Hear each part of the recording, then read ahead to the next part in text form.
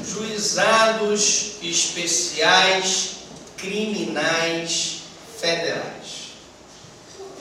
Nova definição de infração de menor potencial ofensivo. Lei 10.259/01. Pode passar. Bom, a Lei 10.259/01 passou a vigorar no dia 13 de janeiro de 2001 e criou os Juizados Especiais Federais.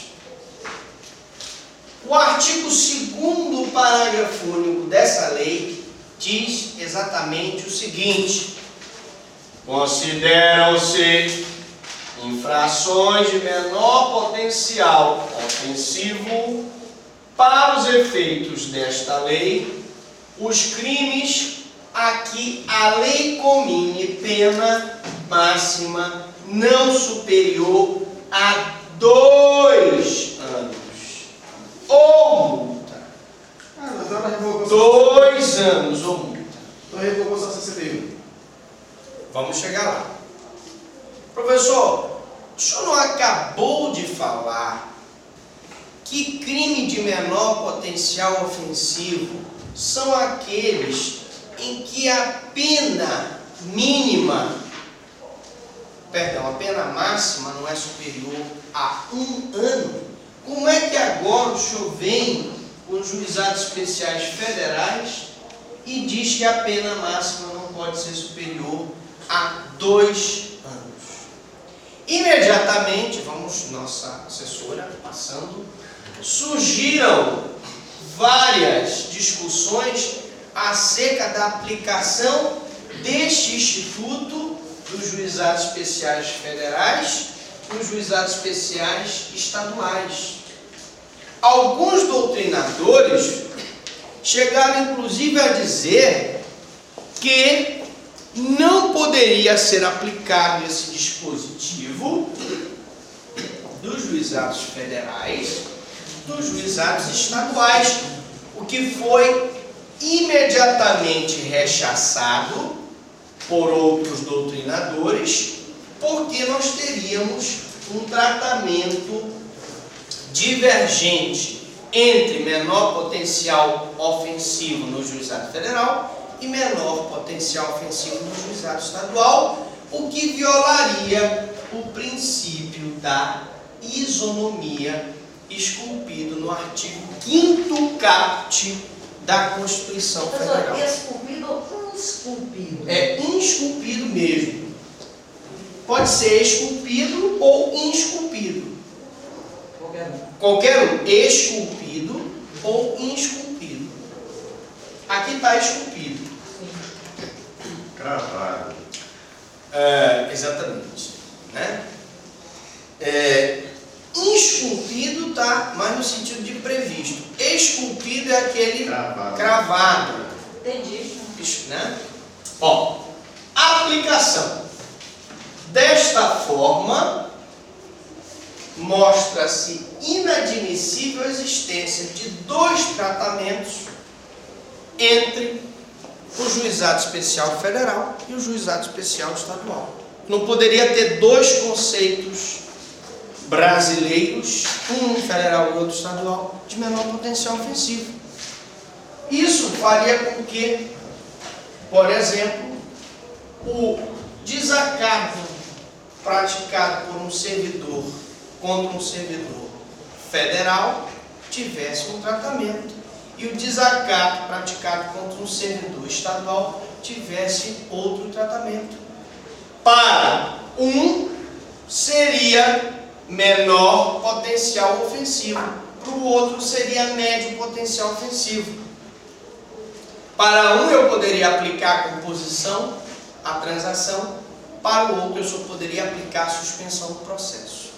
Diante de toda essa balbúrdia, essa confusão, então chegou-se à conclusão que a Lei 10.259/01, Penites falou ainda agora, revogou o artigo 61 da Lei 9.099/95.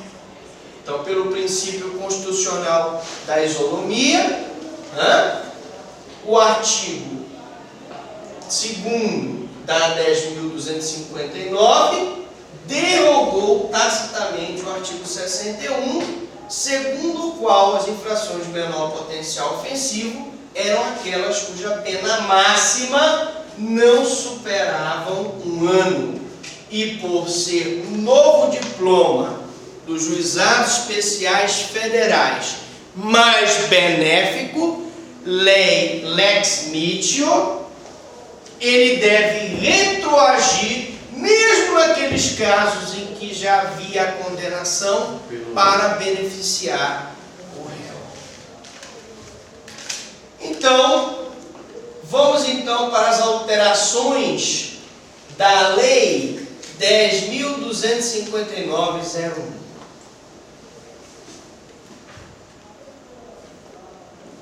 Quais são os crimes de menor potencial ofensivo e como é que ficou a questão do procedimento especial? Vocês lembram quando eu estava falando da Lei 9.099 que eu disse que crime de menor potencial ofensivo era aqueles cuja pena máxima não podia ser superior a 1 ano, excetuado os casos em que havia procedimento especial. Pela Lei 9.099, crimes que tinham procedimento especial, como, por exemplo, a Lei 6368/76, que é o entorpecente, como, por exemplo, a Lei de Falências, a Lei de Crimes Ambientais, enfim, todas que tinham um procedimento especial não poderiam ser aplicadas ao juizado especial. Não entrariam no conceito de menor potencial ofensivo. Só que a Lei dos Juizados Federais não trouxe essa distinção. Ela não disse que estava excetuado o procedimento especial.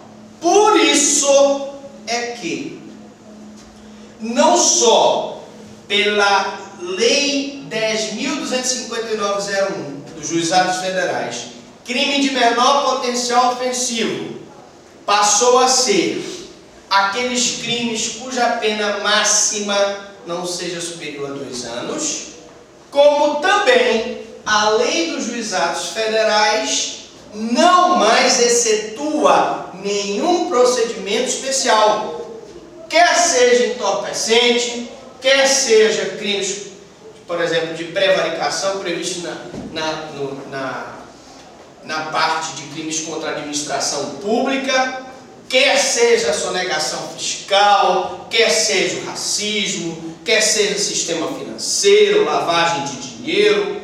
E militar. Inclusive, a questão do procedimento militar se abrange, nos limites do juizado especial. Professor, e a infância e juventude? A infância e juventude, veja bem, no que se refere, prestem bem atenção, a ato infracional praticado por menor, violando os dispositivos legais, vale o Estatuto da Criança. Beleza? Vale o Estatuto da Criança. Então, o juizado especial não se aplica ao ECA, no que se refere à prática de ato infracional. Mas naqueles crimes previstos no ECA, cuja pena máxima não for superior a 2 anos, eles poderão sofrer a influência do juizado especial. Bom, então, resumidamente, quais são as infrações penais de menor potencial ofensivo atualmente no ordenamento jurídico brasileiro? Primeiro, todas as contravenções penais são infrações penais de menor potencial ofensivo. todas as infrações penais apenadas somente com pena de multa, né? Pena de multa. Aquelas a que a lei comine pena máxima não superior a 2 anos, seja com pena de multa, alternada ou cumulativamente. Então, infração penal de menor potencial ofensivo. Toda e qualquer contravenção penal. Professor, só as previstas no decreto-lei 3866 de 41, a lei das contravenções penais, ou também aquelas contravenções previstas em leis especiais? Todas as contravenções penais, quer na LCP, quer em leis especiais. Todas as infrações apenadas somente com pena de multa e todas aquelas cuja pena máxima não seja superior a 2 anos. Bom, deste modo, meus queridos amigos, não se permite mais, em hipótese nenhuma, que uma pessoa que praticou uma pena que não seja pena máxima, que não tenha o crime que ela praticou, a pena máxima não é superior a 2 anos, em hipótese nenhuma ela poderá ser presa. Em hipótese nenhuma ela poderá pagar fiança, desde que ela se comprometa a comparecer à audiência de conciliação dos juizados especiais. Professor, eu fui procurado por uma pessoa que praticou um crime de menor potencial ofensivo, cuja pena máxima não é superior a 2 anos, e ela foi presa pelo delegado de polícia. O que eu posso fazer? Você pode entrar com habeas corpus. Por quê? Porque aquela prisão é ilegal. Ou seja, a partir do momento que o delegado prende uma pessoa que praticou um crime de menor potencial ofensivo, ele está praticando constrangimento ilegal e aquela pessoa pode então recorrer através de ordem de habeas corpus para que seja liberada, porque está presa ilegalmente. Então é feito o termo circunstanciado de ocorrência e não o auto de flagrante delito, devendo ser realizada a audiência preliminar, na qual será feita a composição civil. Não feita a composição civil, representa-se para a transação penal, naqueles casos de ação penal condicionada à representação, e não feita a representação, o Ministério Público oferece denúncia oral. Se o acusado preencher os requisitos legais, então nós vamos ter a proposta de suspensão do processo. A proposta de suspensão do processo. Denúncia e na mesma folha da denúncia ou numa folha anexa, uma proposta de suspensão do processo. Caso o delegado instaure o inquérito, prenda a pessoa que está albergada pelo juizado, ou caso o Ministério Público não proceda desta forma, ambos, delegado e MP, podem sofrer ordem de habeas corpus, porque estarão praticando condutas que causam um constrangimento ilegal à liberdade de ir e vir do cidadão. Beleza? Pode entrar aí perdas, danos morais aí? Hein? Inclusive o delegado pode responder por Com danos certeza, morais, a pessoa que foi presa ilegalmente, ela não só deve entrar com HC para reparação da sua liberdade, como também ela deve entrar pedindo uma reparação por danos morais. Tá? E para terminar a nossa aula de hoje, uma aula emocionante, né? Nós vamos falar dessa decisão aqui do STJ. Tá? O STJ reconheceu de modo categórico que a Lei 10.259 ampliou aos juizados estaduais a competência para julgar os crimes com pena máxima até 2 anos.